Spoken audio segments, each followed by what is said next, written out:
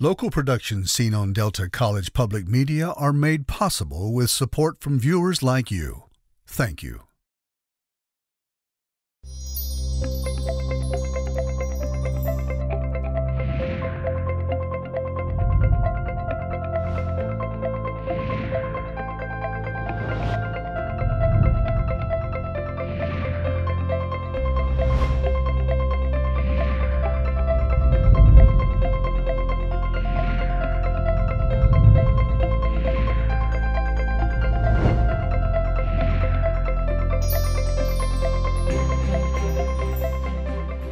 Hello, everyone. Welcome to Junior Doan's The Spark. I'm Junior Doan, and thank you for joining us. My guest today is Aaron Buechler. Aaron is the chairman of the Bay County Conservation District of Michigan and the owner of Buechler Farms, LLC in Auburn, Michigan. Welcome, Aaron. I understand your family's been 2 generations and now with you, 3rd generation, farming your farm. What persuaded you to do that?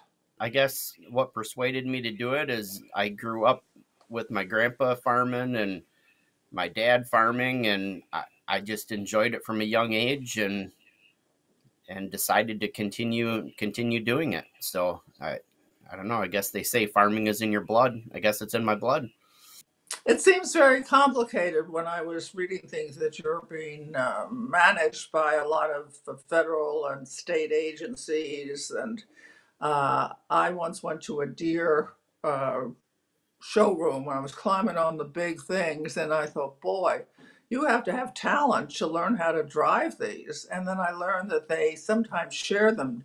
What kind of equipment do you use to farm? I mean, I've got tractors, planters, combines, trucks for hauling the grain. So, that's what I have. And yeah, the equipment is big. It's big, complicated. Takes a lot to manage that, fix it, and then on top of that, you have all the planning and marketing and how do you raise the stuff, and it's a very, very complicated and capital intensive business to be in. I mean, a new combine can cost you $800,000-$900,000. Does that mean you take out a loan, or you split the costs with other farmers, or you loan them a piece of equipment, they loan you, or that's a big number. Yeah, I think every farmer has a different approach on how they do it, and if many people probably have to take out loans, and then you have to pay those loans back, obviously, and some farmers share equipment. You just like any business or any partnership, if you're sharing equipment, you have to have some pretty good rules in place and try to figure out anything that could happen. So you have a contract in place for who uses it when and that kind of stuff, because farming is one of those things. There's a lot of stuff that not only does it have to be done, but it has to be done in a timely fashion. So, the way I explain it is, in farming, there's a lot of things that have to be done. Some of them they just have to be done, and they don't have to be done tomorrow. But there's other times where it has to be done, and it has to be done tomorrow because you may not get a chance the next day. So weather is highly unpredictable. What can you say about that? Are there better predictions? I haven't noticed that as just a citizen. But as a farmer, maybe you're tuning into different sources of information. The weather leads to my comment of, some things have to be done today because you may not be able to do them tomorrow. If the weather changes, like if you're out spraying fields, just being windy can keep you from being out there to do it. So yeah, weather is a big one. In my career of farming, what has happened, I mean, you really have gotten a lot better at predicting weather, especially short term weather. You have radar and stuff now that you can look at, where 15, 20 years ago you just didn't, that stuff was not that readily available. I remember when there wasn't cell phones. So Interesting. That's a big game changer. yep. So, what crops do you raise? I What do raise you corn, plant? soybeans, and wheat is what I raise. And what do you do about pests? Well, I actually have a person I hired that scouts my crops. So he walks the fields on a weekly basis. And if there's pests and stuff, then you address them. I guess you say you address them accordingly. Depends on what it is as to how you fix it, or get rid of them. You may have to spray for them. Sometimes they're not bad enough. You may have them, but they're not bad enough to affect your yield. So it is a case by case basis. Is it a certain kind of corn you raise? I understand there are different kinds of corn. There are different kinds of corn. So you're probably the biggest difference is you have sweet corn, which is what you get in the supermarket and you eat off the cob, or you can get it canned. Then there's what they call feed corn, which feed corn is primarily used for feeding animals. And Hmm. then there's some food grade corn that is the same. I mean, it's similar to feed corn. It's just that a little bit different nutrient value, and that stuff would go into things like tortilla chips and that kind of stuff. One of the things I was thinking if I would wanted to go into farmers knowing nothing, I would have to really study hard. Just thinking about, pests and then regulations. If you've never been in farming, which is unlikely that you take it up as a novice like that, but how do you learn these agencies and how to get along with them, and what their flexibility or inflexibility is? I guess a lot of it is there are some trainings and stuff that come out, so you can go to, and I guess it is kind of like school, so you can go to these different trainings, whether it's a webinar, Zoom call, that in-person stuff, that kind of thing. There is agencies out there like the USDA normally has field service centers located in every county, and you can go there and talk and get some technical assistance. Some of the challenge with that is, there's a lot of people that are in those service centers that don't have actual farming experience. Experience. They've Yeah. been, and there's a difference between theory and the implementation of things. The land grant colleges, weren't they set up to help farmers? Yes, they were, and Michigan State actually is still very involved in that, and they have some mechanisms to help farmers, and you can reach out to Michigan State to what they would call a Michigan State Extension Agency, and they would be able to help guide you in some of those. So there's various different mechanisms out there to be able to get information, but it's very high level. Those folks don't teach you necessarily how to operate equipment and set things up and that kind of stuff. That you might be able to get that from like a dealership for tractors and stuff like that. They might be able to help you with some of that. A lot of it is the school of hard knocks. You learn. I'm not laughing, I'm sympathizing. So, for so many of us in so many ways, um, uh, what kind of licensing do you need or don't you need for farming? If you're going to be involved and there's, so like you said, there's a lot of government regulation that's out there. So if you're going to spray your own pesticides and that kind of thing, you need to have a license to do so. They call it a private pesticide license. You have to get licensed by the state to do that. There's other things that are out there. You have to abide by certain rules for the type of land that you farm, and you can't farm wetlands and be in some of these programs. So they they have stuff tied to it from that perspective, and you have to follow. They have they have what they would call good, best management practices for farming, and you have to follow those, or you people can turn you in for not being responsible or farming responsibly. And when I say turn you in, they can complain to these agencies, and then there can be some repercussions to that. I read so much about this organic farming and or farmed vegetables primarily, and maybe some fruit, berries.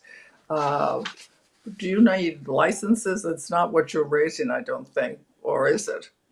No, I don't do organic. That's a whole nother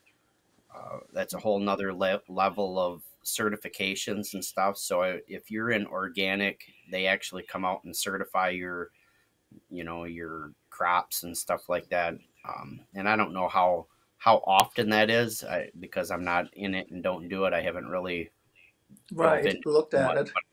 but I know that there's more certifications and things that you have to abide by. So What is your work on the Bay County Conservation District, which you had?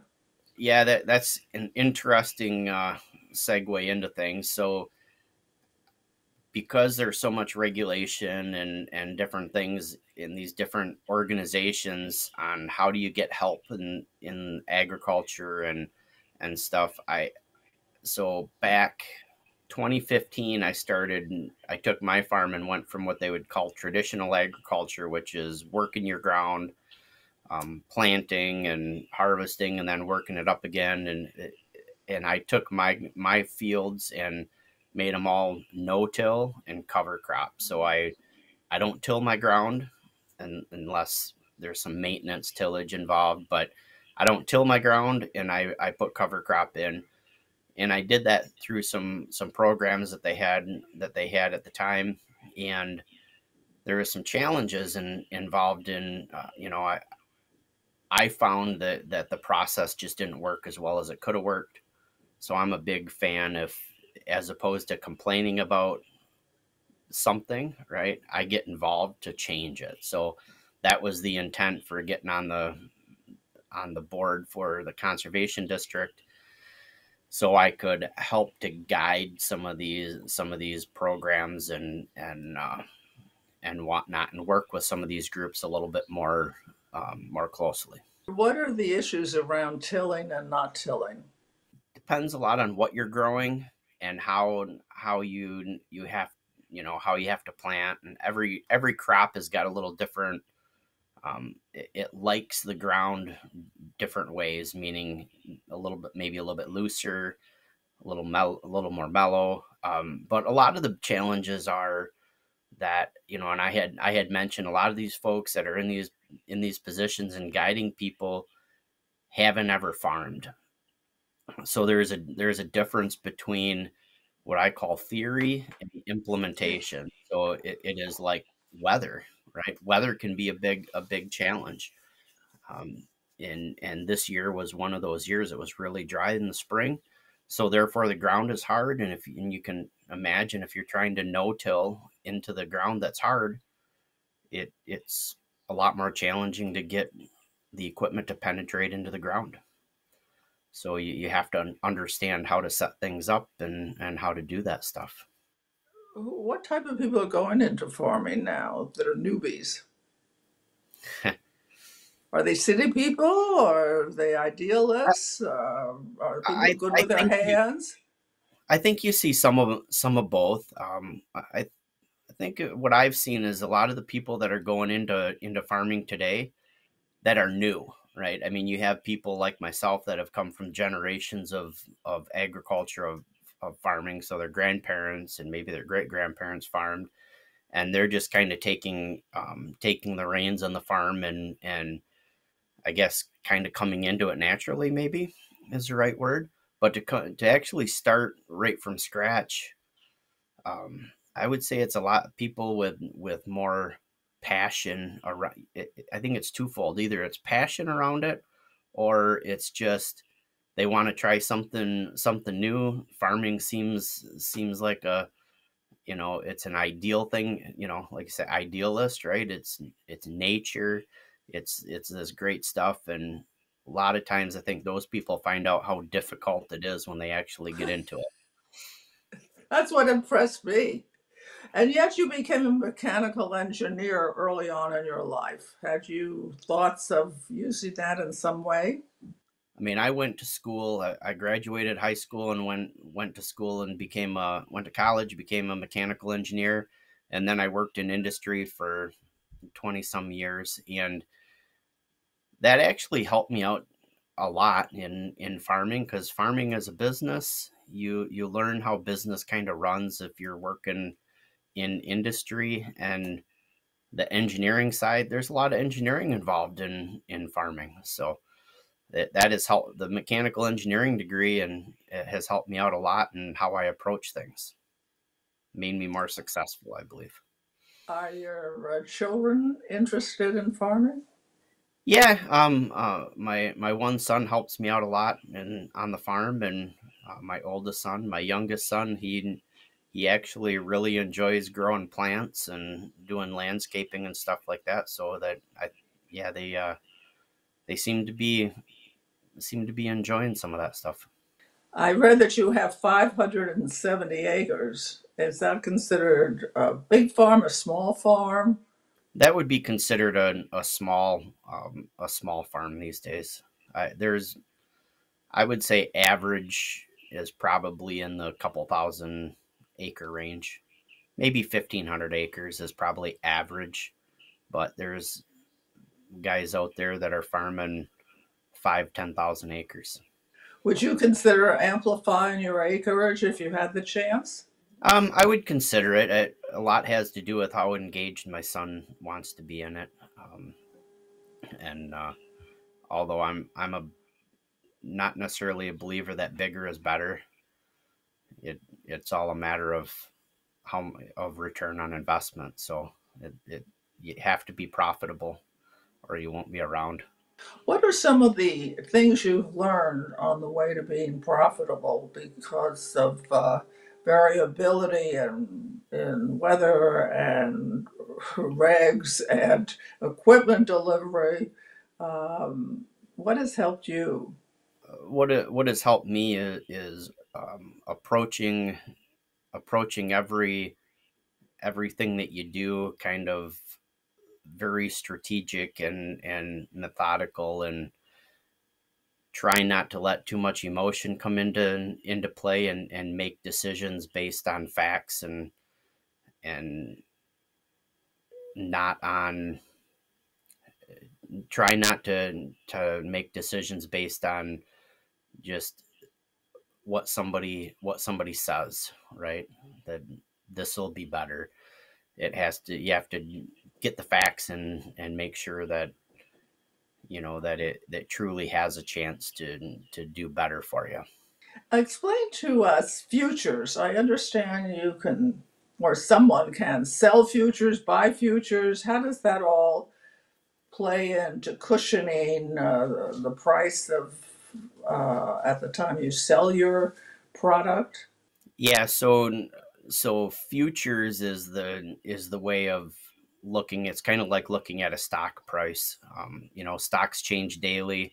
The futures price, which is commodities, so your corn, soybeans, wheat are all a commodity based thing, and that changes on a daily basis through, and typically it runs off the Chicago Board of Trade. And yes, you can contract stuff. You can do what they call forward contract, which means I sell X amount of bushels during the year, and I have to deliver at such and such a date to do that, which would be harvest time, or other time if you have your own storage on farm. So it's a way try to manage. It's a marketing thing. It's how how much money you make, because in agriculture I call it, farmers are price takers, not price makers. So we don't set the price. It's all based on the futures, on the market price that's out there. So you play the futures to try to lock in, lock in your profits of the farm. So Have you ever done anything like that? I do that kind of stuff, yeah, every year.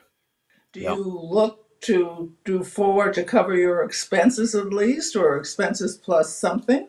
And then risk the rest to pricing when it might be actually harvested? Yeah, so I mean, there's you can imagine weather changes, and the difference from year to year. You can't guarantee what your yields are going to be, which the yield is how much grain that you get off from the field. So it's really not a good thing for you if you contract more than what you get off from the field at the end of the year. So there's a certain amount you just have to say, I'm confident I'm going to get this much, and you can forward contract. I have goals as to what kind of profits I want to hit. But at the end of the day, you're not, just because you have goals that you want to hit, and it's actually very hard many times to hit those with the market price. Especially like this year is a good example. The prices are very low, inputs are high. It makes it very difficult to come out in the black, right? To come out and be profitable. What kind of taxes do you face? Land taxes, just what is the tax situation if you're a farmer? If you relate it to like home ownership, if you have property taxes that you have to pay on property and stuff that you own. If farmers own property and stuff, they have to pay property taxes on the land that they own.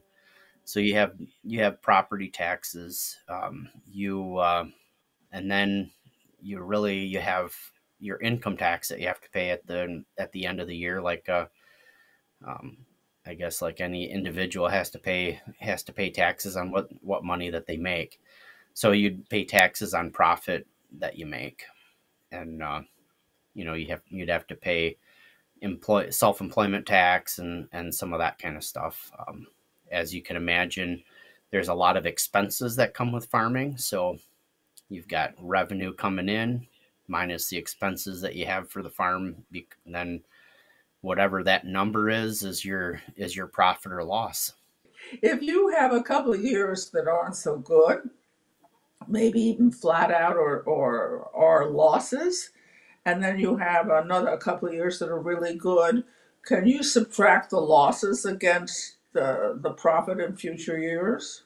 Yeah, I mean it's like, I mean, the income tax plays very similar to what you would have on personal taxes to some extent. So yeah, if you have losses, you either it becomes a loss, or it gets carried over to a future year. Does the state require you to do anything that well, I can't think is a bad idea, but let's say, what kind of changes can you expect in farming regulation coming up in the next decade? Phew, boy, that's a loaded question. Well, There's let's unload it. Answer the question that there, so that you'd there like to talk actually, about. yeah, there's a lot of regulation then that is being talked about that would be negative on agriculture, or cost the farmers a lot more money to operate.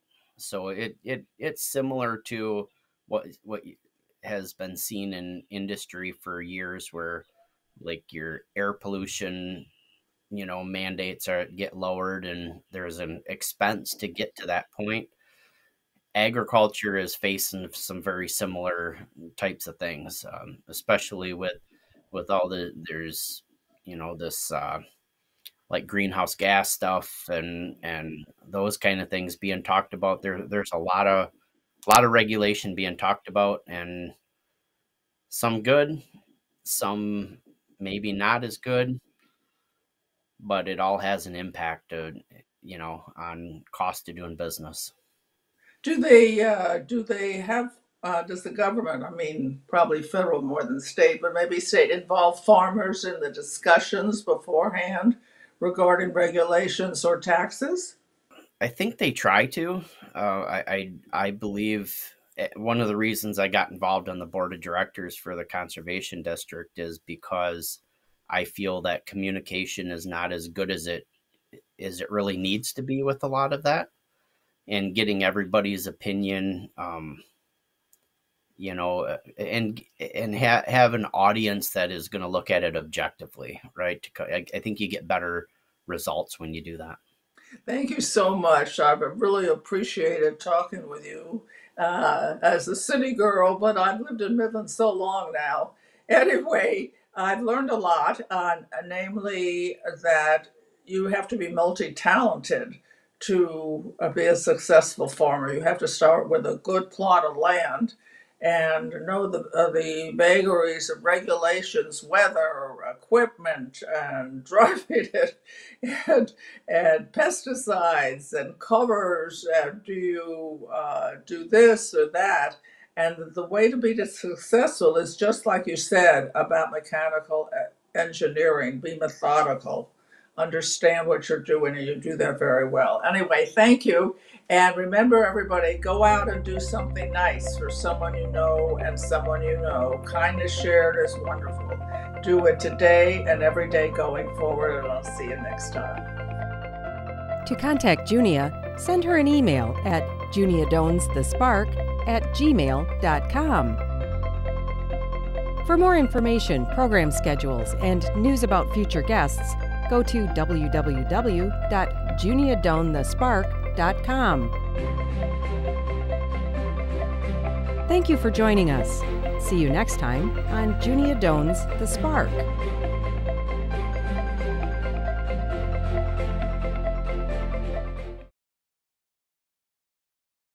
Local productions seen on Delta College Public Media are made possible with support from viewers like you.